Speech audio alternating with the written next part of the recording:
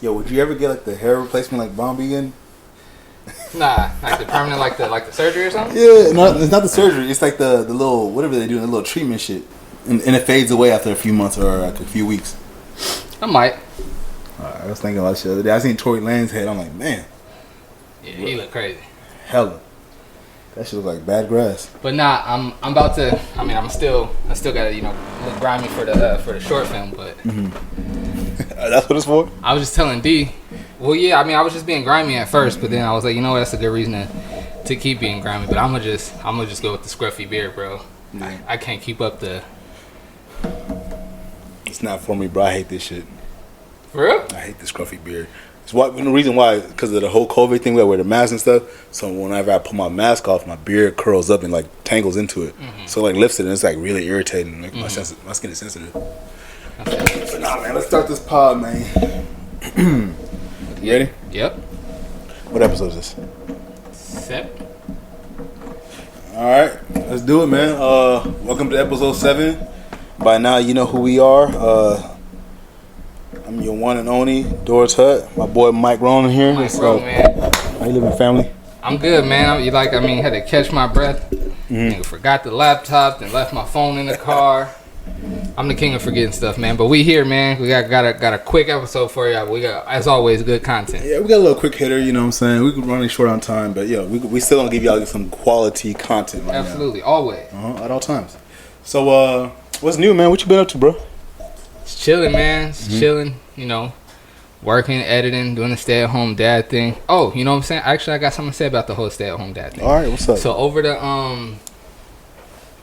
I guess we should get to talk about how we doing first, and now get into that. Oh yeah. But yeah, I'm doing good, man. I'm doing good. Like I said, just the regular, the same old. Things been kind of slow lately though, cause Braxton's podcast, the KRSN radio show, it's only 2 episodes a month, so it's every other week. Mm-hmm.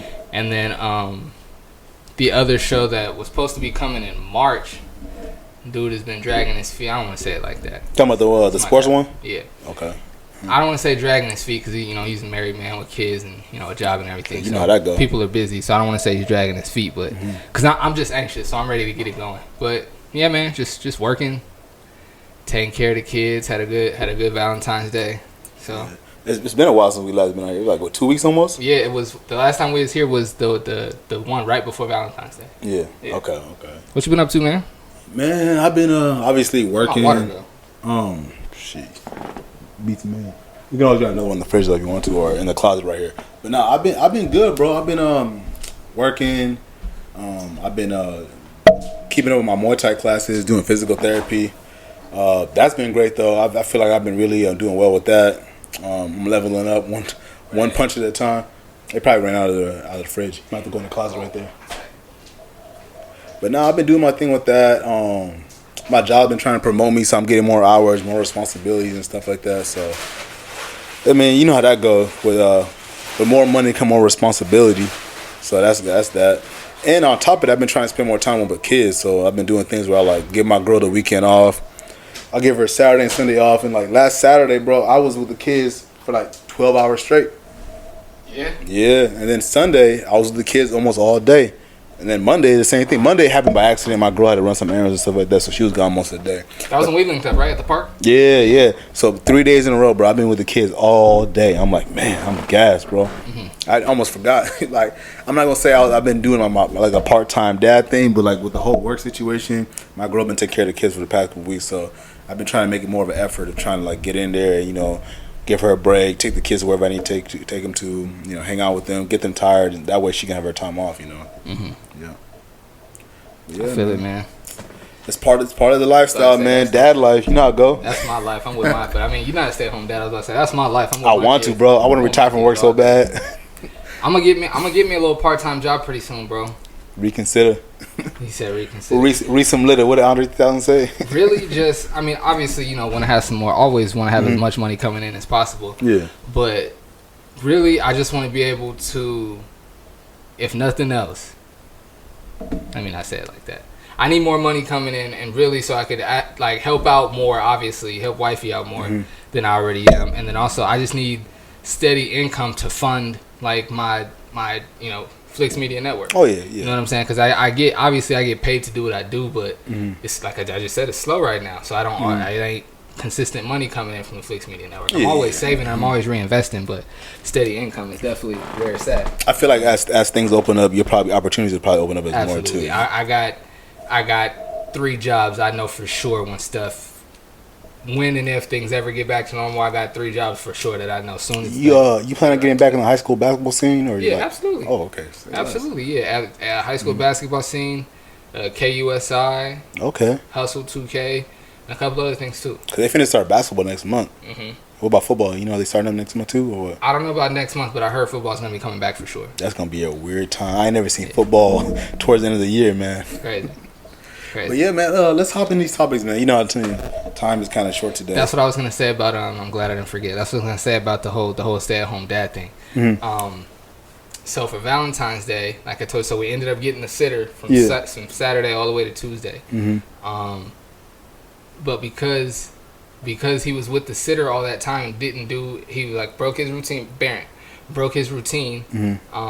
Max don't really have a routine, and Barron just got on a routine. So being with the sitter from Saturday to Tuesday, he broke his routine. And I messed around and made I killed our battery, so we didn't get to go and get him on Tuesday. So we had to go and get him on Wednesday. Yeah. And so that's even more time, like 3 days of the week. But for him, it's like school days, or like lesson days that he didn't do.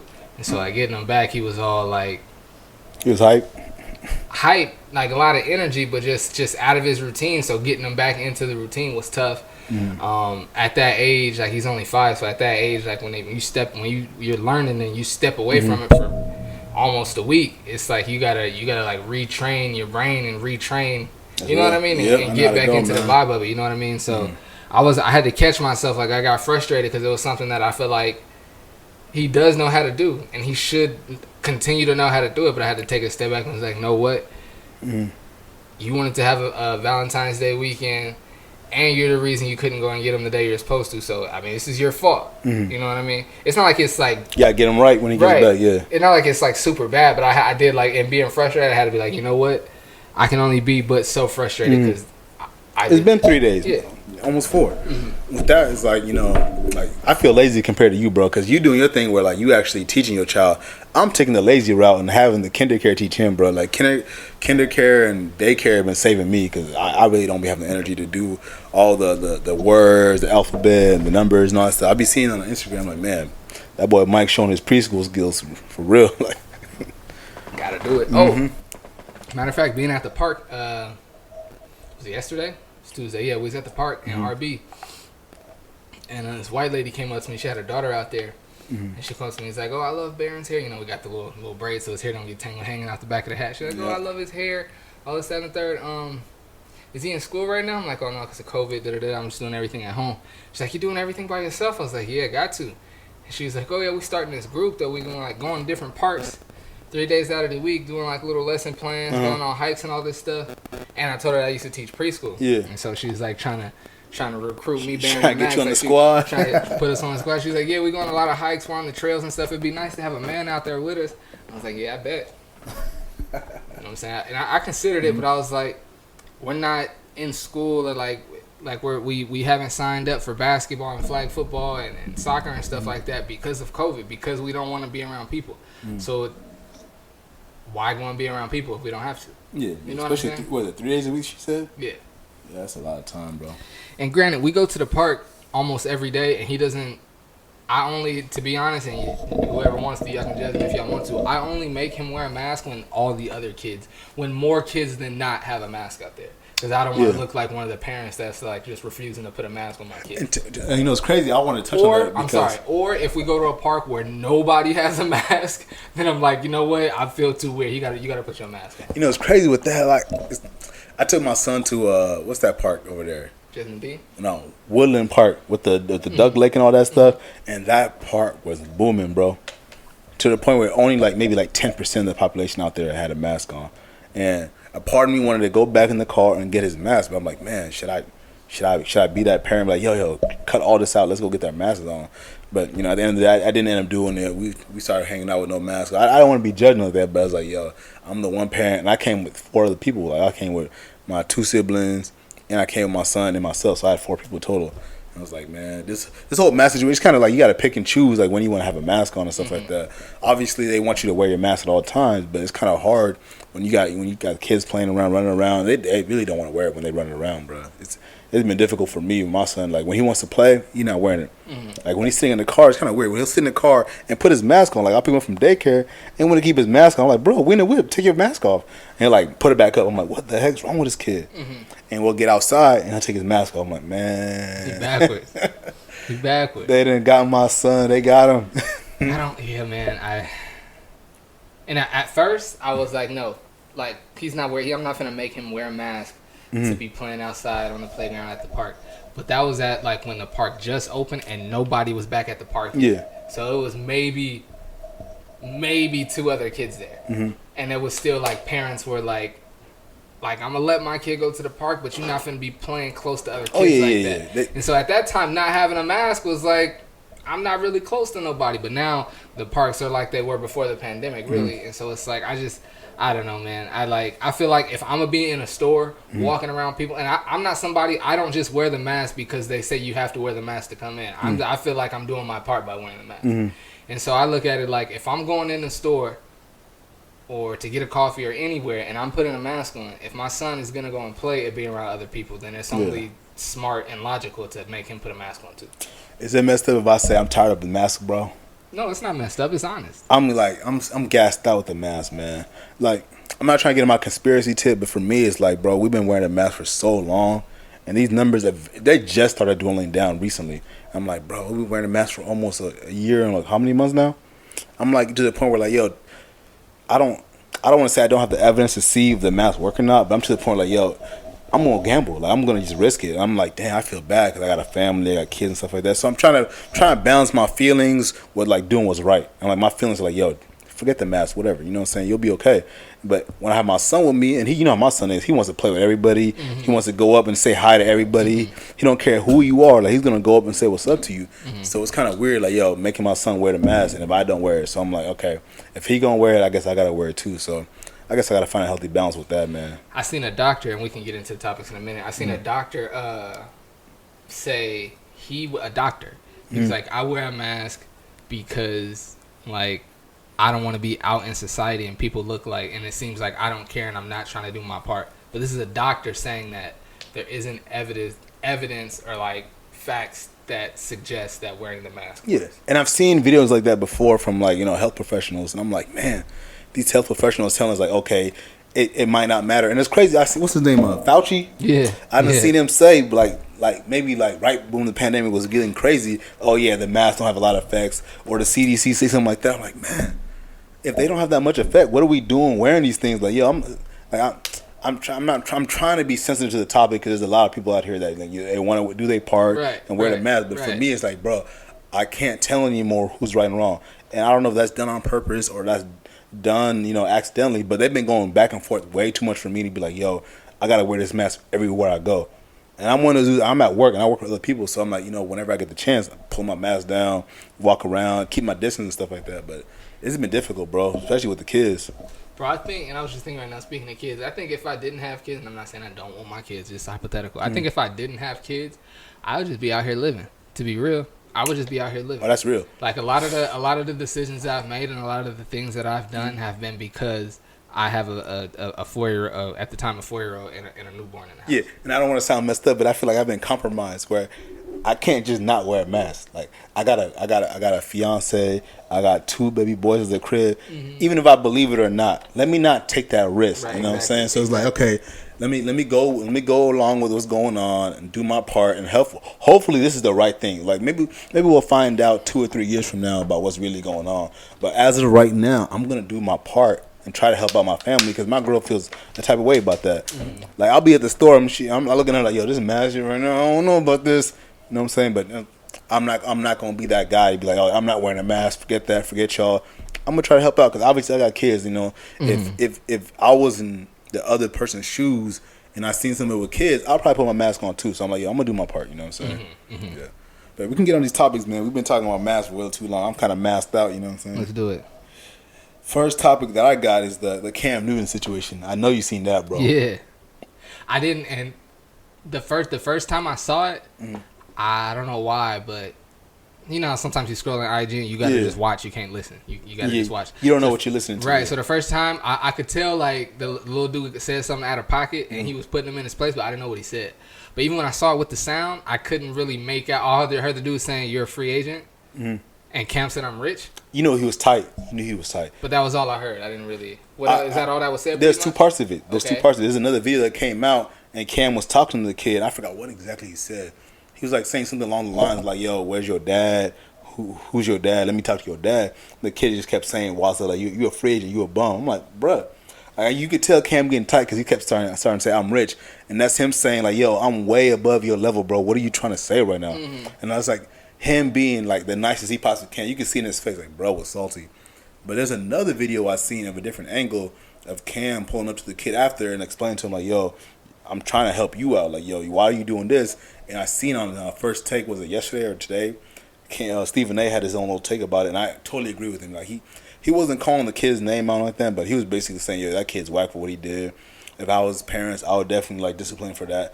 And my whole question behind that is like, how would you discipline your son if he was to disrespect somebody he was trying to get the same level as? It's not like, you know, some random pizza delivery guy dropping off pizza and he gets the change wrong, something like that. But this is the dude that throwing the camp. Like this is the dude that's, you know, funding the whole situation.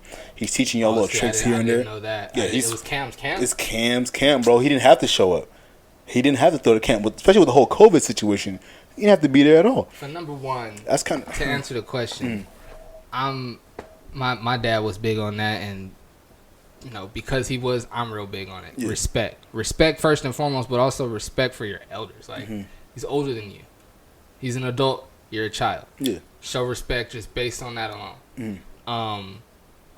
But then also, like I said, I'm just finding out that was Cam's. Kind of like, bro, you're here to better yourself and possibly create a better life and future for you and your family. Off of my dollar. Off of what a camp that I'm hosting and creating so that you can be here. How dare you this? That's all I would have said to him. I wouldn't have went into anything else. I'm rich or nothing like that. I'm like, fam, you're here to get better because I made it possible. Yeah. Where would you be? Who else is doing this right now during the pandemic? Who else is doing this right now? Yeah. How dare you? Yeah, that shit was lame. I would have said that and then be like, go get your dad. And that's what he tried doing, but you could tell he was caught off guard. And that's why he's saying the I'm rich thing. Like, for me, that's like him saying, like, yo, I made it to where you want to be, bro. Yeah. How dare you talk to me like that? And for me, I'm going to take a level step further because I agree with everything you say, bro. Like, you know, as a young kid, I got taught respect your elders, all that stuff. But another thing for me is, like, I'm not going to disrespect somebody where I want to be. Like, I'm trying to learn from them. How am I going to look if I'm trying to tell somebody that's learned? Like, let's be real. Cam is a legend in the game. He might not have won a Super Bowl, but he's got a college championship. He's got I think he's got a Heisman. He's got an MVP. He's got all that stuff. Everything every NFL player has ever wanted, Cam has most of that stuff. Yeah, except the championship. Yeah. He's done it all. Yeah. Yeah. So how are you gonna come about, you know, trying to go somewhere and disrespect the guy that you want to be? And it's like kind of backwards to me. Like, yo, this makes no sense. If I was his dad, I'd be like, bro, how bad do you want football, bro? Because obviously, right there, you want fame more than you want football. Right. You want hype more than you want football. Because there's no way if somebody comes in the gym, whether it be Jared Dudley, motherfucker, I don't care who it is. It could be the worst player in the league or the best player in the league. I'm not gonna be here and talking trash because he's where I want to be. You know what I'm saying? I'm gonna ask him questions. I'm gonna try to pick his brain, even if I play a different position than him. I'm like, yo, how was the grind like? You know what I'm saying? Like, how did you practice differently? What made you stand out from everybody else? Instead of be like, yo, you a bum. Like that's one of the corniest things I've seen all year, bro. Like, it's early year. Yeah, I think it kids high school age or teenager. I think it's just a case of. I don't know if necessarily wanting to go viral, but wanting to have that cool factor and have that that back on the timeline or back in the locker room that I stood up to Cam or I roasted Cam or whatever. You know what I'm saying? Yeah, like, kids will be kids. I mean, we both worked with kids before. We done probably dealt with kids that, you know, try to challenge you and question your authority and stuff like that. But, you know, as a parent, I would feel definitely embarrassed to be like, yo, I'm helping you pay for this camp. And you're going to disrespect the dude whose camp it is. That's like me going to a CEO's meeting with a bunch of real estate agents and be like, yo, all y'all whacking here. But I'm trying to be a real estate agent. Like, that's backwards, bro. It don't make no sense, man. But, you know, hopefully that kid learns his lesson. We've all had friends that, you know, try to stand out and all that stuff. So I'm not going to knock him for too long. He's a kid, you know. But we can get to the next topic, which for me, I don't know if you had something coming up, but I was gonna tell you about that Texas snow, that whole weather change. That's crazy, man. Yeah, that's crazy, man. Prayers and blessings to everybody in Texas. That's crazy, bro. That's super crazy, man. I couldn't imagine being born and raised in Cali, bro. That's something that I don't know nothing about.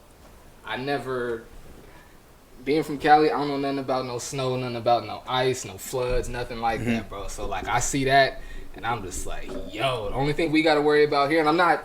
Let me not talk about what. Okay, when I saw that stuff online with Texas, only thing immediately I was like, that's crazy. How many people do I have in Texas? Who all do I need to call and check on? You know what I'm saying? I couldn't like what do you do? And it seems like this always happens to Texas. Because there wasn't J.J. Watt doing something for Texas? Oh yeah, was it Hurricane something? I don't know. Yeah, what's going on in Texas that this always happens? They happen to be in a situation where they live off the Gulf Coast of Mexico, where they get a lot of tropical storms. For some reason, this one happened to be a snowstorm.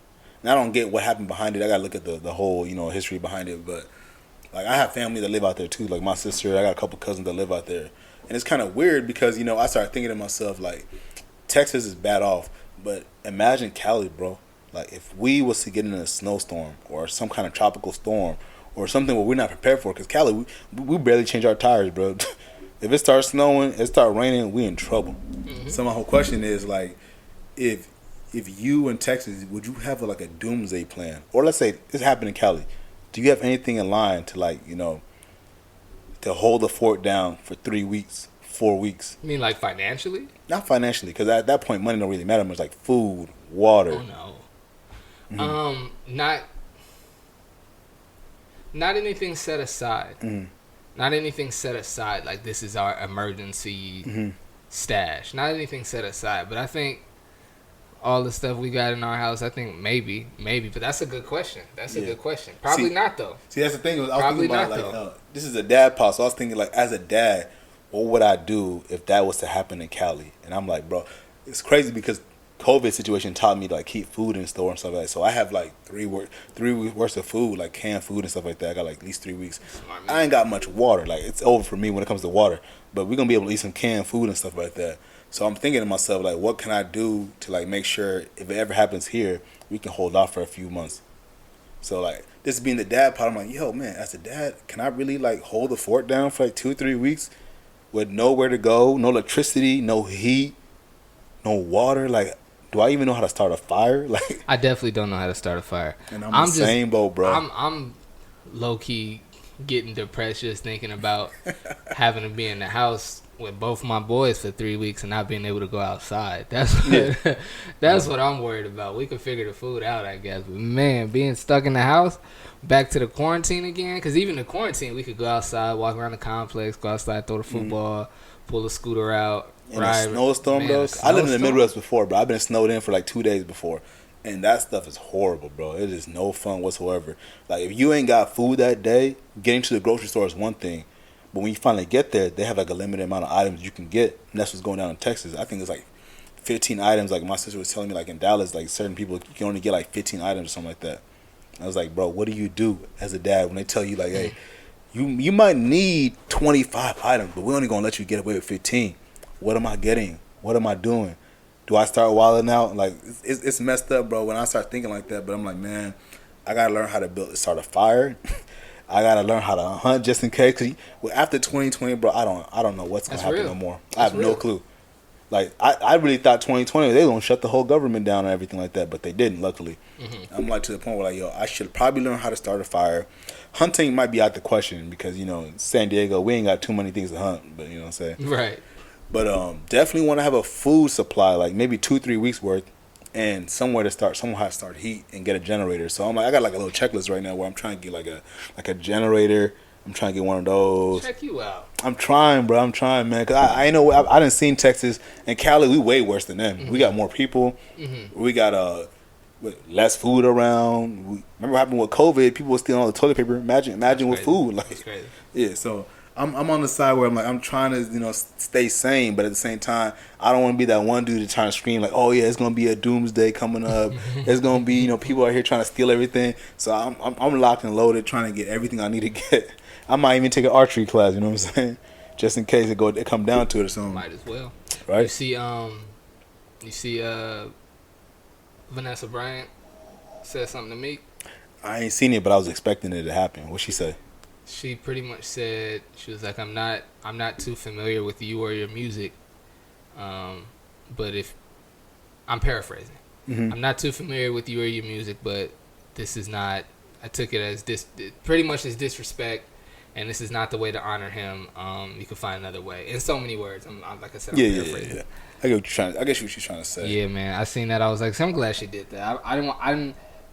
It would have been dope and big of her to just be like, I'm not even going to acknowledge that. Like, I'm going to leave it alone.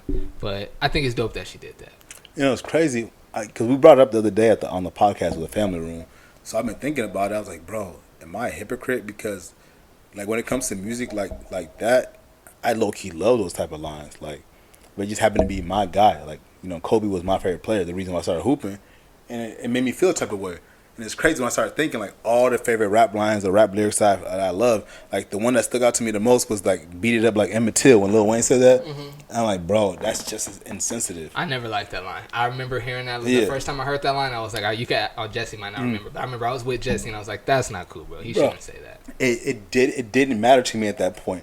And I feel like, a hypocrite because in hip-hop, they do that where he's like, yo, we have these bars where we're trying to get the most out of, especially recent, like, tragedy and stuff like that. Like, what did Biggie say? Blow it up like the World Trade Center? This was, like, back in the 90s? I'm like, whoa.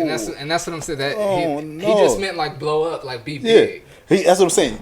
He didn't mean, blow up the World Trade Center. When you go back and listen to it as an adult, you're like, yo, that could be taken in multiple ways. I remember sitting with the homie Jeff, not Jeff that we had on the podcast, the other homie Jeff. He lives in Vegas now. In high school, I remember we were sitting at the homegirl Stephanie's house, and we were watching music videos, and that old Biggie video came on, trying to get paid, blow up like the World Trade. I remember we both turned and looked at each other and was like, fam, that's crazy that he said that. Oh yeah, you can't. Bro, imagine somebody would have said that after 9/11. We probably would have canceled, bro. And it's like, I'm bringing it up because that's what I'm asking.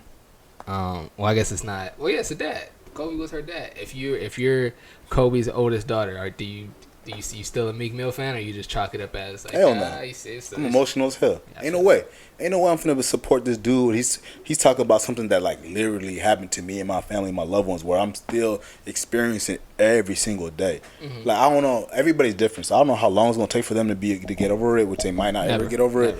But when it comes to like people talking about it or making jokes out of it, or you know what I'm saying, because that's what it really is. Like, let's be real. Like, when people are rapping about it, they don't mean it seriously. It's more like a joke. Like, that's what Meek's problem was. Trying to be clever. Yeah. He was trying to be clever. He was trying to be cool. He was trying to spit a bar, and it just happened to be that he chose the wrong one. And it sucks because I love rap and I love when rappers do that. But as a Kobe fan, it kind of stung a little bit. And I can't even imagine what their family going through hearing something like that. You know what I'm saying? I'm not even going to repeat the bar because I feel like he's going to take it out regardless. But for me, I don't like it. And see, I feel like you like a little hypocritical because I've seen a whole bunch of people on the timeline say like throwing out different lines that like Wayne has said, different ones that said. It's like you rapped along to these lyrics and didn't feel nothing. And I'm like, I think the difference is Kobe was such, because one of the lines people, like I said, people was throwing out lines, and one of the lines that stuck out to me was I just had it. Oh, when Wayne said, Rodney King, baby, yeah, I beat it like a cop. Oh, I forgot about that one. Wayne's got a handful of those ones, bro. And I was like, maybe because Rodney King, he didn't die. And then also, Rodney King isn't somebody that, like, touched the world. Like, Kobe touched the world. It was farther away. You know what I'm saying? It was definitely further away. Like, Kobe his impact was felt everywhere. Like, he was on TV every single day. And Rodney King wasn't. And I don't want to say that's what it comes down to. When it comes to sensitive lines like that, the more you see a person, the more you hear about a person, you definitely gonna remember that line a little bit more. And Rodney King was in a situation where the news didn't keep playing that 4 or 5 years later. It died out. You know what I'm saying? And Lil Wayne said that bar in like 2007. That was like 15 years later. 17 years later almost. So I kind of get that. But yeah, I'm definitely being a hypocrite because there's a lot of my favorite rappers that say wild stuff, and I'm like, oh, that's cool. That's a cool bar. So What you got for your next topic? I think that was all I had, man. I got Bobby Shmurda came home. Oh yeah, man. Welcome back, Bobby Shmurda, man. Shmurda's home. I tweeted today, man. He gotta do a video where he outside dancing on the block, and the hat fall down out the sky, and he grab it and put it on and keep on dancing. I think that'd be so hard if he did that. You seen that video where they had that hat flying through like space and through like the Earth's atmosphere and stuff like that? Bro, that'd be amazing if he did that and just like reversed the little Shmurda dance and stuff. Bro, that'd be ill. How ill would that be if he put the blue sweats back on and put the white tee back on, go out to the block and dance, and the hat just fall out the sky and he put it on and keep dancing? That'd be so ill, bro. He'll be legendary. That's easy hanging fruit, but I think he should do it anyways because everybody's already thought about it. But he should probably do it anyways, bro. He'd probably be more clever about it. You know what I'm saying? Like he opened up a box and they go his famous New York hat that flew away from him. Right. There's definitely different ways to play it out, but I definitely think he should bring that back. Yeah, or like take him out somewhere. It's like. It's hanging off the top of a skyscraper. Like, bro, we said we never touched it. It's been sitting right here waiting for you to come and grab it. It's only like you in the Hall of Fame, only strip you clubs grab or something it, right. like that. They gotta do something like that, bro. But man, time is running out fast. It's crazy. Yeah, man. So I was gonna say we could talk about dads of the week. I got two dads. I was gonna let you have one of them, but for me, one of the Let me dads, see if I can find one. Go ahead, come up with whichever one you want. I'm gonna find one. Real quick. The first dad I was gonna do was a dude named Garrett Morgan. R.I.P. Garrett Morgan. He died a long time ago. I forgot. I probably look it up right now, but it's not that serious. But his importance is he actually invented the traffic lights, the 3-stop ones, the green, yellow, and red. That was bro, man. And the reason I'm shouting out because it's still Black History Month, so I'm trying to shout out black inventors, politicians, all that stuff. But shout out Garrett Morgan. The other dude I was going to shout out, he happened to make one of my favorite rap albums of all time. You can take him if you want still, but I mean, bro, his album, and I'm gonna say his name. Rest in peace, Nipsey Hussle. But it was like February 16th when his the 2-year anniversary was. It been 2 years since Victory Lap dropped. That album right there is probably my top 5 most influential albums ever in my life. Like to the point where I'll probably hear one of those tracks every day for like 8 months straight. Same. 8 months straight. Victory Lap for me. Victory Lap is one of those albums that I'm gonna play forever. Oh yeah. And I need for me, vinyl. because they're my two favorites and they came out not too far away from each other. 444 and Victory Lap are pretty spaced out. But for me, those are two albums that I always go back to because I can't necessarily say I always need something from both, but I always get something from both every time. Like every time. And they're both albums that like I put on and I can play them start to finish, no skip. Oh, especially Victory Lap. Yeah, like sure. I wish 444 was a little bit longer, but Victory Lap to me, bro, it's a masterpiece. Like I really want to get it on vinyl. You know what I'm saying? I went on the Nipsey Hussle website and it's sold out right now, but I think it's going for a lot of money, bro. But what I was gonna say, what's your favorite tracks from the album? From Victory Lap? Yeah. If you had to pick like 2 or 3 that you listen to like religiously.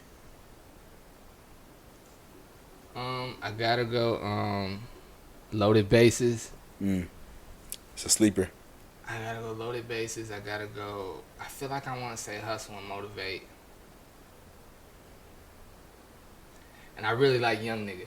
I really, really like Young Nigga. It's hard to say any, obviously, but for me, Double Up #1.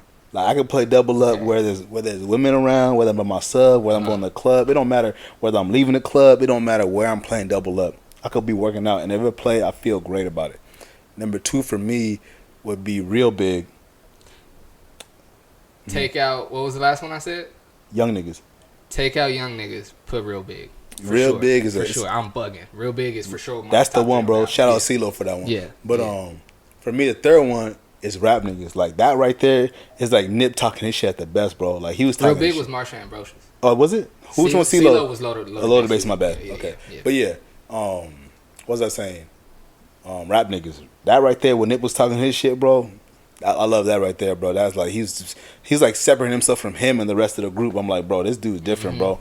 It's different. And I love like for #1 rappers that you could tell like they really live their music and they're and for me like the conviction in it like you know like he the way they say certain things, you know what they're trying to convey, and it comes across in that way. And just like I said, the conviction and the purpose that Nip raps with on Victory Lap, and more specifically on Young Niggas. Yeah, for me, rap niggas.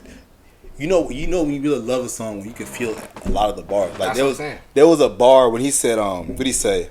I stopped smoking weed and I relapsed, nigga. I was like, bro, I felt that. Like I felt that. I was like looking at myself in the mirror, like, damn, I've done that like 4-5 times.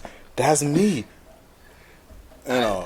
The way he make, and it's not even really punchlines. Just the way he make his bars hit for me. I'd be like, damn, like that you never feel. Tall had a drink. I just lead to the lake. Like the way he just say, the way damn, the bar just left my mind that quick.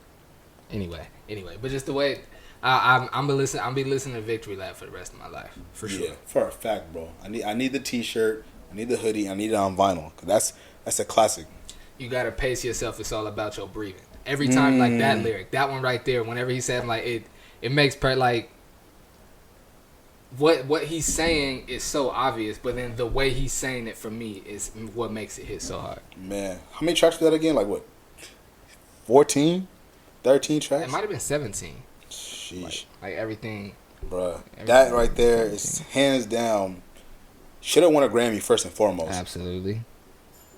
And secondly, it should be. Is there a Rap Hall of Fame?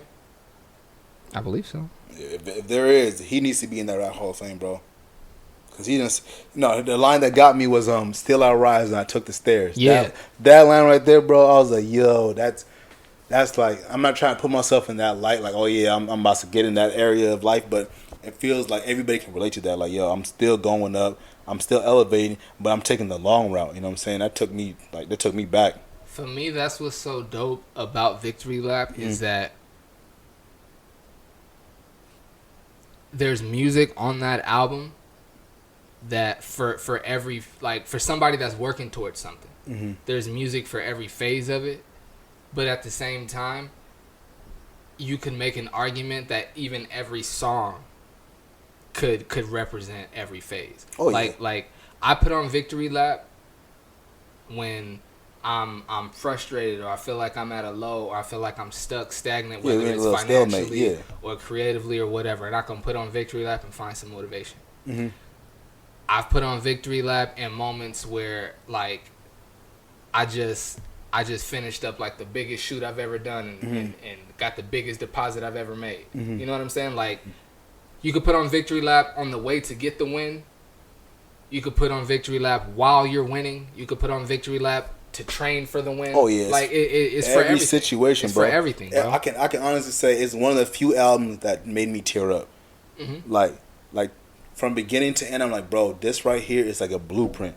Like, shout out to Hove and everything, but this right here is like the biggest blueprint for me musically. Like, I can't really pick another album and be like, okay, I can relate to everything outside of like Pac, All Eyes on Me. That's the only album I can say like, yo, I relate to a lot of these songs. I can feel every single bar, and like, that's why it's still and always for me for everybody gonna be so disappointing, because he had just hit that level, bro, like creatively with his music, where like he was picking damn near like perfect beats. Sound like Rick Ross picked all his beats. Like, all his beats were perfect.